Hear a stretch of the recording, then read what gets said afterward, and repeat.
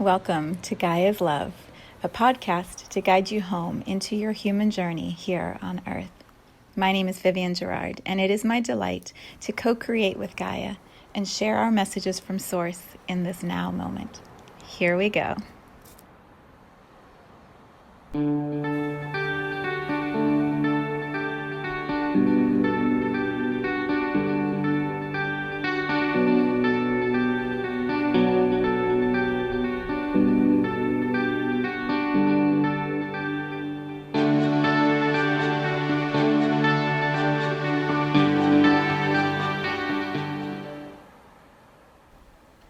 Episode 411, 411. It is Thursday here in Cincinnati. It is the second day of December, and we have a beautiful sunshiny day.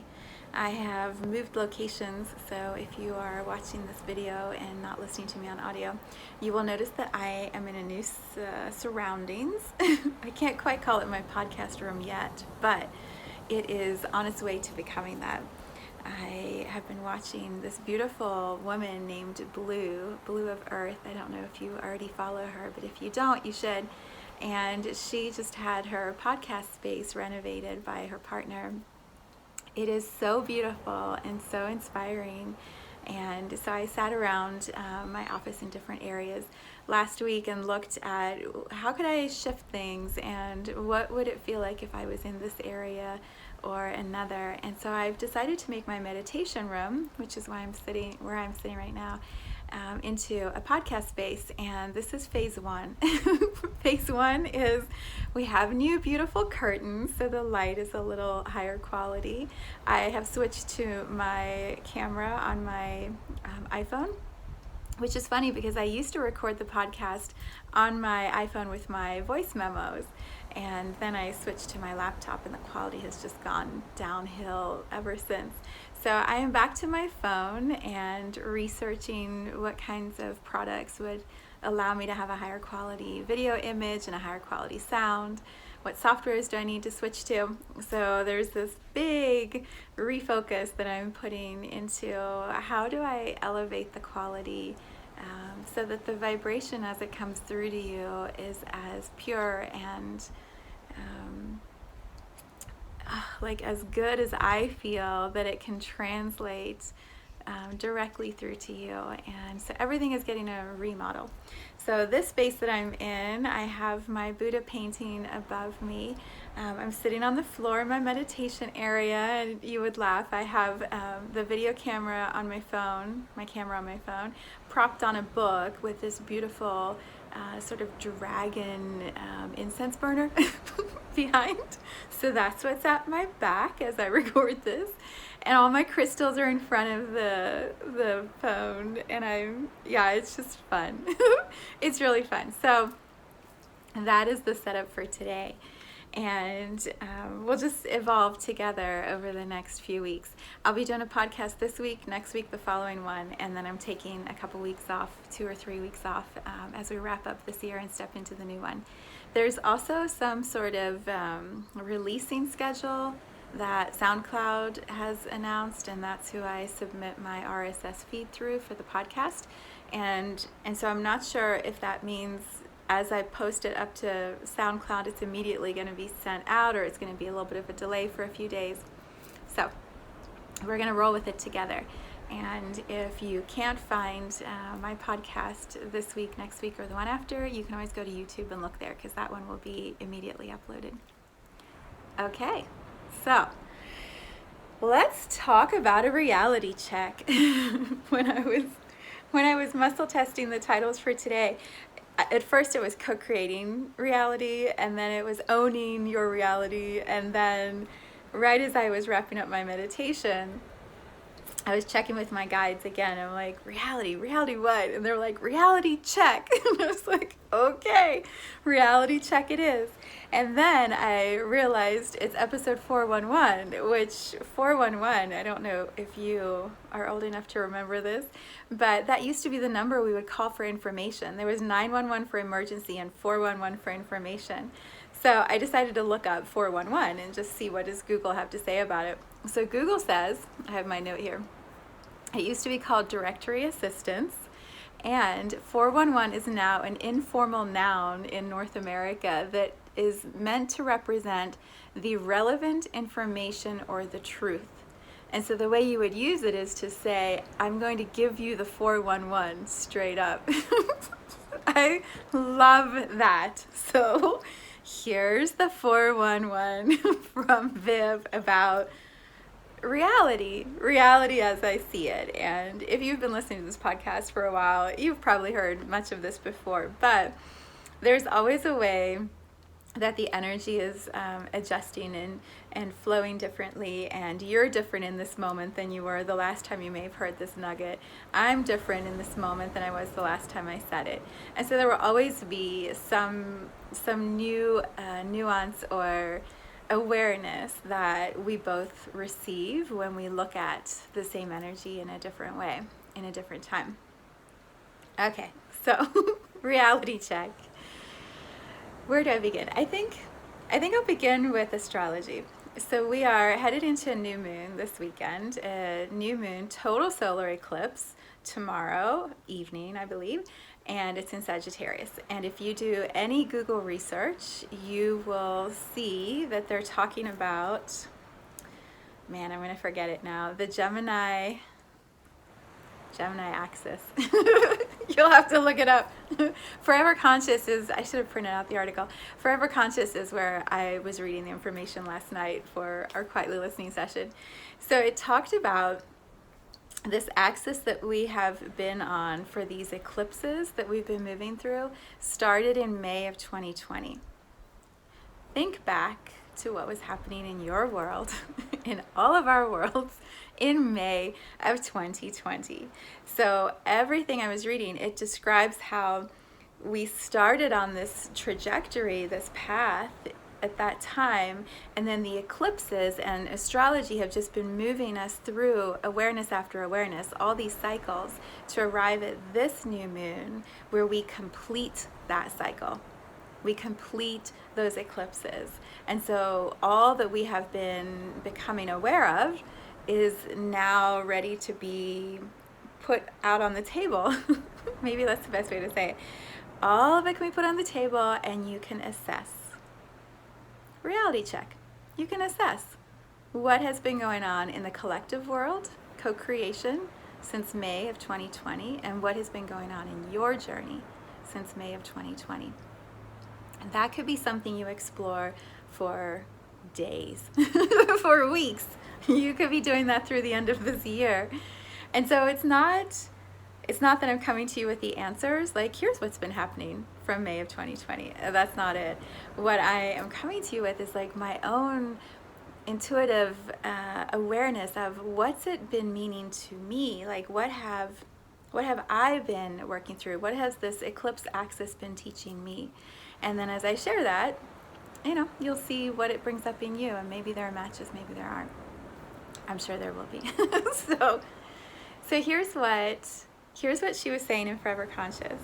Foreverconscious.com is her website. She was describing how when we have a total solar eclipse and a new moon, and it's at the end of the year, this is my edition, it's at the end of the year, I feel like there's this huge wrap up of what we've been exploring for a year and a half, like a full completion.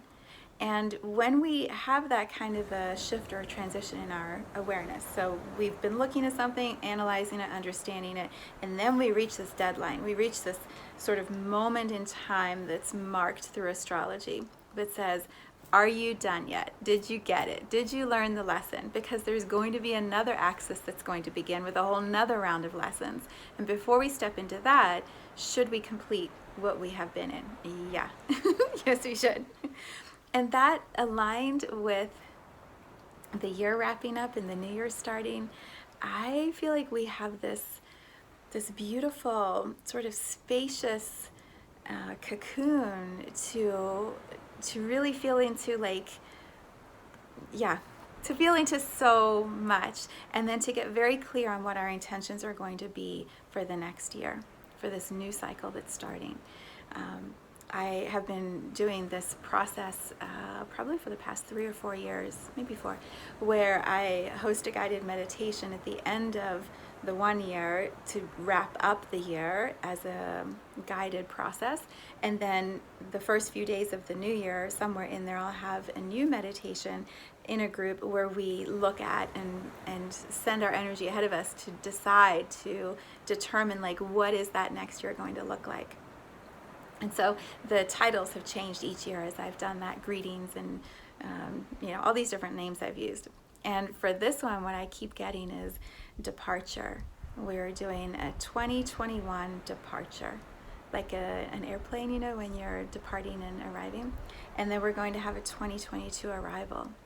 And that's what it feels like to me. It's like, do you have everything in your suitcase, wrapped up, packed, ready to go, so that when you get to the end of this year, right, it's complete. And then there's this brand new slate to start 2022. So that means there's a lot to wrap up, a lot to become clear on within ourselves. And that's where I feel like this title, Reality Check, is coming from. So this is not a podcast to say you do what I say or you do what I do or I have the answers and you don't. That's not it at all. I'm going to share some of my awarenesses, some of my reality check, and then you can determine if it resonates with you. When I was sitting in lockdown in May of 2020 and everything was so unknown, we had fear and I remember videos being posted all the time of someone in another country sending out this blast of information, and then everyone would move around trying to understand, is that true? And then governmental agencies would issue other information. It was so confusing when this whole journey started. And what kept calling to me was to go inward, to go into my own quiet space. We're already at home, everybody was here, to go in and really become clear on what was my truth. And everything that I kept receiving and flowing, really, like it was like receiving the information, flowing it through me, was all about light. It was about light as a healing modality, light as medicine, this awareness that we are so intricately connected with the universe, and the sun supplies us all of the power that makes this planet hum and function and allows for life to live on this planet. And so it was like my guidance was to keep going back to the source. The source of all energy is light. The source of all truth is light. And that's how I Am Light medicine moved through me. It was just these easy meditations of, this and this and this and this. And here's how you fix headaches. And here's how you address a viral infection. And here's how you deal with your stomach issues. And all of this beautiful information about light as a tool. And the contrast that I was witnessing around me was not light, it was not truth. It felt like fear. It was very much fear. The first light protocol I created was for dispelling fear. Light Protocol 01, dispelling fear, like bringing light into a room that feels immersed in darkness and fear, and then illuminating the space so that you can see what's actually there, what's happening. And then that light provides information, and the fear starts to move. And so over the last year and a half, what we have all seen is that the answer to the fear, the answer to the virus, seems to be medicine and isolation and separation and judgment and polarity. There's a great podcast, Aubrey Marcus has been talking about united polarity, a way where we can have both ends of the continuums and the arguments somehow find a way to unite underneath, to connect underneath. To me, that bridge for coming together, for allowing for polarity and still being able to come together, is the fact that we all share this home of Gaia. We we are all here in this global, situation. We are all here together as one human species. We got to figure it out, and our earth, our planet, is holding the cocoon, the womb around us for us to come to that inner truth. There's so much to say.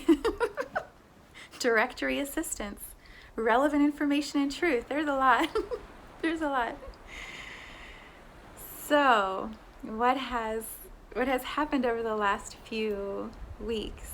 Not even that. Over the last week, probably 2 weeks since Thanksgiving. It's so funny to sit, by the way, in this position because it's so much more informal than at my desk. Like, I can tell how, I'm just sitting here kind of chilling on my meditation cushion. It's like a whole different feeling for me. So I trust that is coming through to you also. Feels like we're really just having a chat right now. Okay, so one of the tenets, or one of the core foundational beliefs of light medicine, as I have created it or floated through me, is that we are each responsible for our own reality of our body, our own reality of our mind, our connection to our soul. Each one of us fully owns and is responsible for the experience that we are having here in this human realm. And so when we talk about viruses and germs, and we tap into the fear that so many are experiencing, there's a sense I get of victimization still, this belief that we are somehow someone else is responsible for our health, and so much of the fear is, am I going to give someone else something that's going to make them sick, or are they going to give me something that's going to make me sick? And so we have these, I believe, polarized opinions because of that core belief that we are not ultimately responsible for our own health, for our own experiences in this human world. As I'm saying all this, I'm like, ooh, that's a big one. And yes, and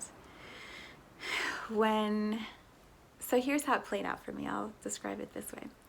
For Thanksgiving, we went to our family's house, and there were germs, stomach bugs, that had been moving through the house.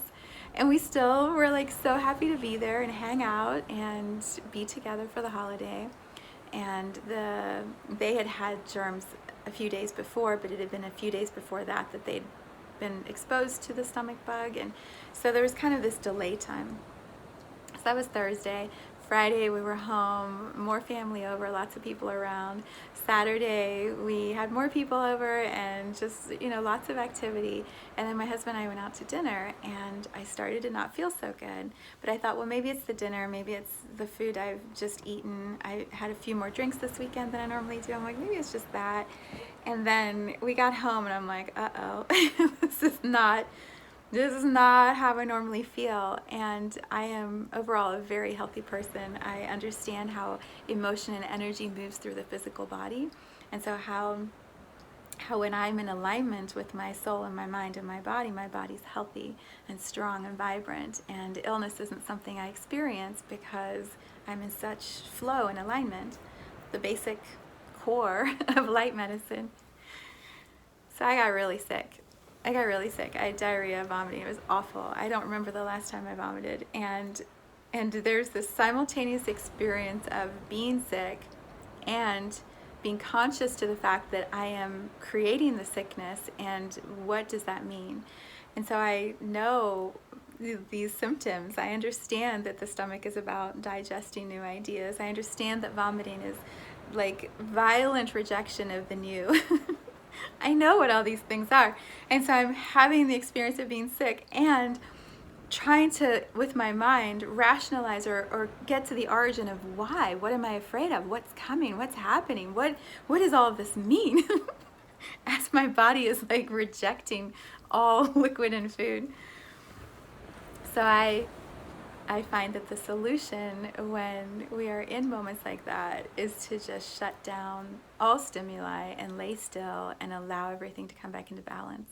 And that's what I did. I laid in bed almost the entire day on Sunday, eyes closed, cover on, all pulled up tight, just trying to get my body back into a space of calm and not needing the answer in the moment from my mind, but just allowing myself to come back into harmony. So why am I sharing all of this with you? It's one example, and I think it's an example that isn't as highly charged as other viruses and things that are moving around that have so much of our attention. When I chose to be around people who may have been sick, I was fully aware of that, and also knowing like I own my body and my experience, and so whatever happens is going to be what I need. So when I got sick, my first reaction is not to point and judge and blame and be the victim of a germ that was given to me. There's a full understanding that I have of, if the germ comes into my body, it's because it's here to teach me something.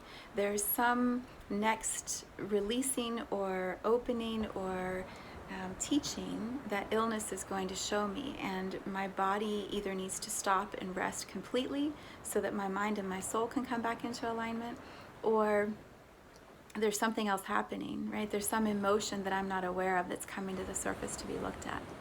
And so there's this ownership that I always have of what's happening in my reality. I create it, I choose it. And so my body is the vessel in which my mind and my soul are having this human experience. I'm not being coerced or manipulated by some outside force so that my body becomes sick. There's not some virus, some stomach virus that's stalking around wanting to come into my home and sit in my body so it can make me throw up. There's a reason. There's always a reason that emotion and illness are playing in that way in our bodies. Sometimes, for me, I want to know right away, like why? What is it teaching me? Sometimes the lessons take a little while to show themselves.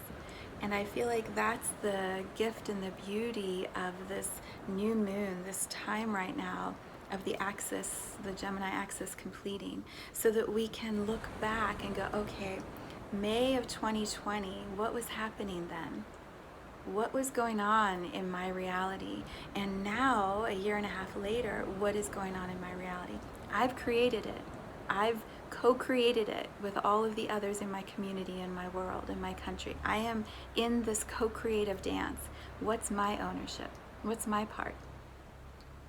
Co-creation is, I go to a home where someone else is working through their stuff and their germs come into my body, and so that's the co-creation, right? There's a like meeting like. We match up our energies, and so what they're releasing and moving through, I must have a match to, and so I bring it into my body, and that's co-creation. We bump up against other people's experiences, but it's to bring something into ours that we are ready for. The people who were here over the weekend, they didn't get sick. They didn't get sick. My husband, a little bit, not much. And he was there the whole time with me. So we all have our own processes that we're working through. Or, it's like my body needed to teach me something in a certain way that I had my experience of the stomach bug. His taught him in a different way. And then others didn't need the lesson, so they didn't get it. So if we can have that, if I can have that awareness, and I can share that awareness with you about a stomach bug, couldn't we also expand that possibility and this is a big expansion, expand that idea and that possibility to a global virus. Like, couldn't we say, well, maybe there's something there, right? We have all these other players when it's as big as it's become, you know, governments and pharmaceutical companies and lawmakers and so much. So it becomes way heavier and way more complicated. But I believe this idea of owning our reality, owning the fact that this is our human body, mind, soul that we each individually have chosen to inhabit, and that we are each constantly, dynamically learning and expanding with. And so let's take responsibility for that, which leads me to this idea of a reality check. So this is really funny. I am really adjusting to this new format. I'm like, whew, it's a whole different feeling over here in this room. Way more, is intimate the word? It feels like it is, yeah. So the reality check is, what do I choose? How do I choose to complete this time frame, this journey that we've been on, specifically from May of last year until now, and then also, you know, I guess the calendar year, it's a little early, but my my reality check, what would I offer you? I guess the overall, the biggest aha for me has been continuously to choose love over fear, over and over and over again, because it's really easy to get caught up in fear. It's really easy to watch a little video. It happened to me this morning. Someone sent a video and I was like, oh, I have to read that or watch that. And there was some truth in there, there was some beauty in there, and there was also a ton of fear in there. And that's just not how I choose to live. And so my greatest aha has been micro moment by moment, video, article, story, anecdote, everything that is coming at me, information and, you know, energy-wise, everything that's coming towards me gets filtered through this awareness of, is it fear or is it love? And I feel like that is much of what I was purging over the weekend. The stomach virus was this sort of rapid propelling awareness that moved through me of all the little places where I've held a fear for someone else, or I've felt where that must be true because they're so emotionally charged about it, and also it didn't quite match what I was feeling. All those moments, I've stored them, brought them in, and kind of held them to sort of sit in my stomach and digest maybe a little bit of it, but not all of it, and hold on. And so there's all this gunk energetically in my stomach, and the rejection felt like this is interesting, the rejection of the new. I feel like I know what's coming for many people. It feels almost like a tidal wave of truth, and as that information and new awareness comes into people, when like in this video, me saying to you, you are not the victim to anyone. This is your reality. You are creating your reality. And so what do you choose to create? That could be a tidal wave of too much for someone. And so that is the rejection of the new. It's this feeling of, whoa, what? No, someone else is telling me what to do. And so I'm going to keep following what they're telling me to do. And that's the way it works here in this hologram we call Gaia Earth. That is a lot of information. And so I feel like the stomach virus for me was this sense of a tidal wave of so much coming towards humanity as more and more truth is revealed. There was this great moment in the Aubrey Marcus podcast that he just released. He was talking about truth as a sort of a beach ball in the water, a plastic ball with water in it, or with air in it. He said, you can't keep that beach ball underwater. And he said, that's how truth feels to me. It's always going to arise. It's always going to bubble up. And I feel that there is this eruption of information, of a rejection of the way our freedoms are being restricted. And I'm not picking a side and trying to tell you what those freedoms are. This is a general statement that there are more restrictions on the freedoms of all humans that are happening. And so as humans get pushed down, the natural tendency, I believe, is to go, wait a second, why? And no. And I can feel that's sort of the eruption that I felt with throwing up. It's like total rejection of what that future may look like. And the empathy I feel for how overwhelming it is to awaken, to become aware, to have truth move through in a way that you just can't repress anymore. It's scary. It feels very scary when we have a narrative that we lock onto and then it starts to crumble. It's that tower moment in the tarot card. It's like, what do you hold on to? What do you hold on to? And so I offer here, like, you hold on to truth. You hold on to your own knowing that you're the creator of your reality. And you hold on to love. You always come back to love.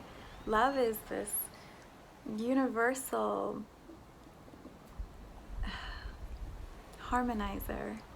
Love is this energy. This is one of the most beautiful things that happened in lockdown, is when you would see these expressions of love between people and videos, and so many of the commercials at that time were all like little Zoom, we celebrated your birthday by Zoom, or we did this by Zoom, and they were all about love, about people singing to each other and playing instruments and sharing those videos. There was this beautiful way that love bubbled up.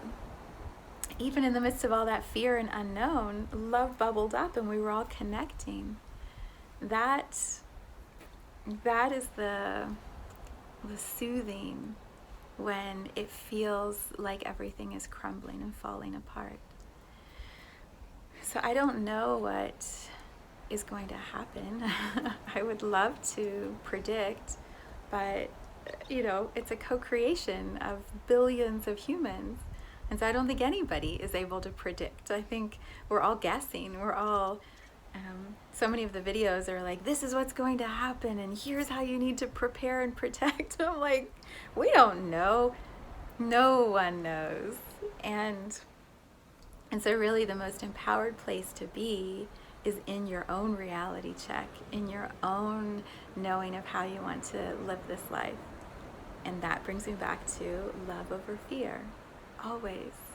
Like, love is, I go to an event where I know there might be germs, and I also trust like my body is going to have its own experience in the way that it needs to, and so we're going to it's all going to be okay. Like, everything is happening in my highest and best good. There's no fear in that. There's no fear. What I have been practicing, because it was interesting, the video I was watching this morning about fear, which I'm not going to share because I don't want to spread more fear, and it's just one person's perspective. But the video at the end, they were saying, so what do you actually do? Like, what are your practical steps? How do you move through this time when things are changing, and perhaps this is where we're headed? And so I offer that to you. Like, what do you do if you're listening to this and this reality check is bringing up any fear inside of you? The steps I would offer are, start moving the fear. Start moving the fear out. And how does that move out for you? So maybe you need a good cry because it's been a crazy year and a half. Maybe you need to go, punch a pillow, like yell and scream and have a temper tantrum. Like maybe that's exactly what you need. And it'll move some of that energy. Maybe listen to Light Protocol 01 for dispelling fear. Sit with that process so that you can see it's free. I'll put a link below. It's free. Like it's a free guided meditation, and it's all about getting rid of fear. Move the fear out. Look at what's there. Instead of running from something you're afraid of, like stop and actually look at it, be with it so it can move. What I've been doing, my practical, is I've committed to doing 40 days of a Kriya, a Kundalini Kriya, for self-reliance, and it's all about moving fear out of the body. It's kicking my butt, and it's also so good. It's an hour of specific movements, Kundalini positions that move fear out of your body, and then chanting. So I'll put the link, I'll see if I can find it, and I'll put the link to that also in the description in case you want to play along with me. So I'm doing Kundalini.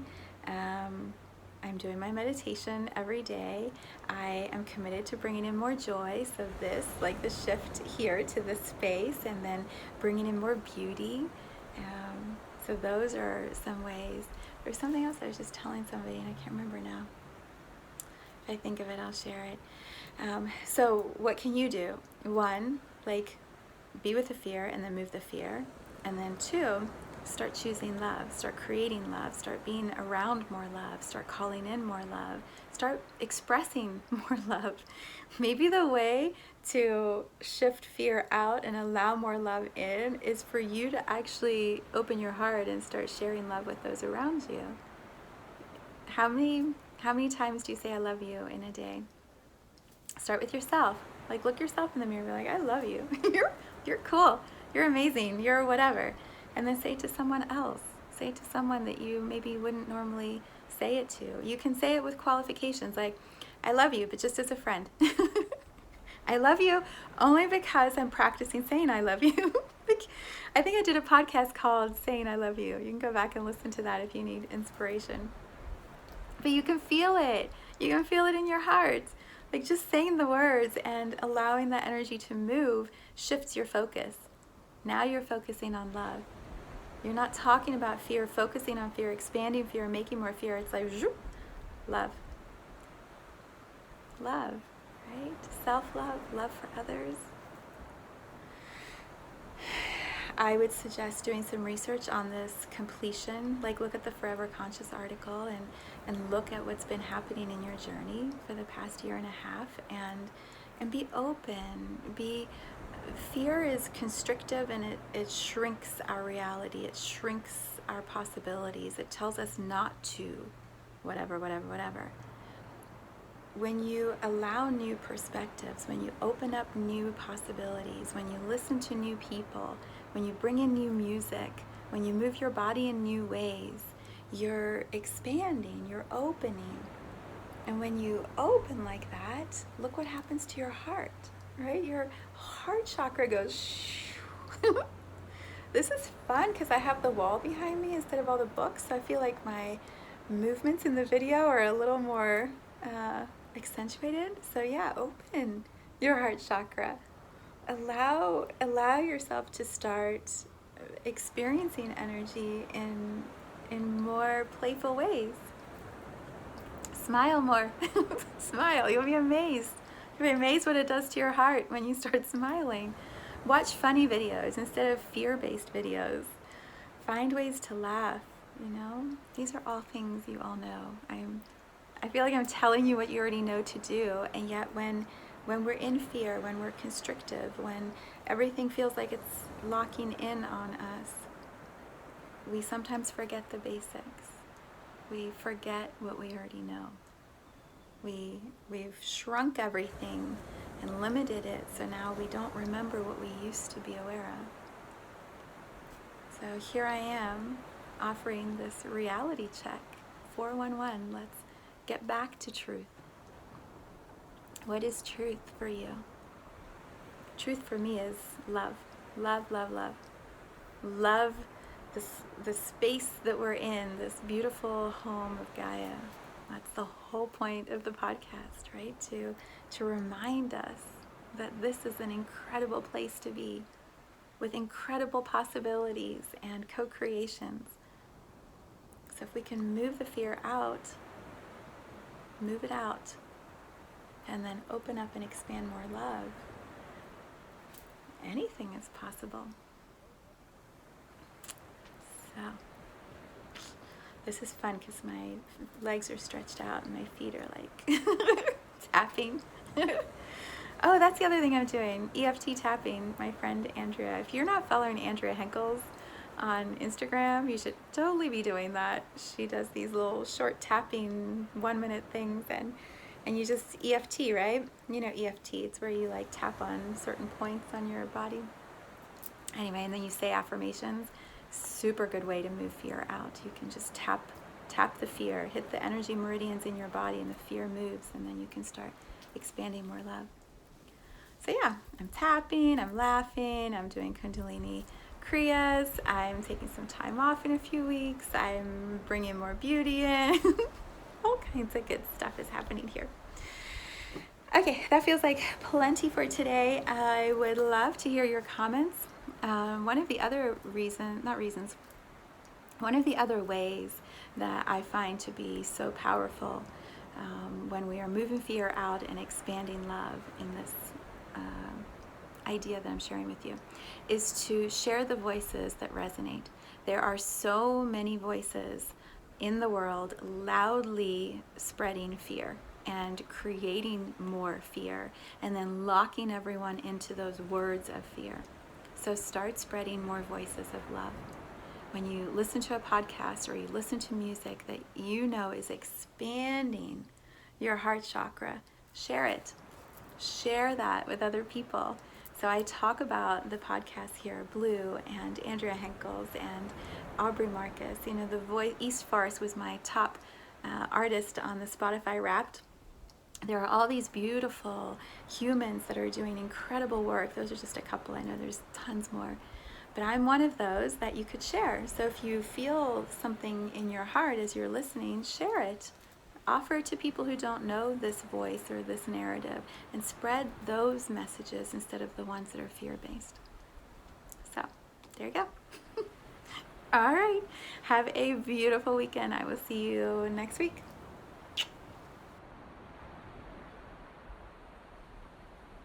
Thank you for tuning into this vibration of pure love. I invite you to join me in a new community on Facebook and Instagram I call the Gaia Tribe Reunion, where we show up together to share our soul's gifts, what we came here to Gaia to contribute to humanity. You can learn more at viviennegerard.com. Let's take this message of Gaia's love out into all of our relationships and communities today. So much love from my heart to yours.